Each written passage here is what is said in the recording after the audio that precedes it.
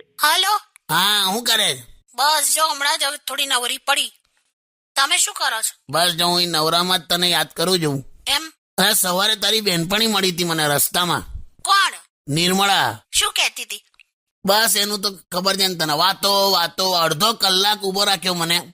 વાતો કરે જ જાય. ચુંબક છે, ચુંબક એકદમ. એ ભલે ચુંબક હોય પણ તમે લોખંડ શું કામ બન્યા? રેતા આમ જ હવે સહેજ વાતોમાંથી જવાબ આલો ને. હું જવાબ આલે? એણે લગ્ન નહીં કર્યા.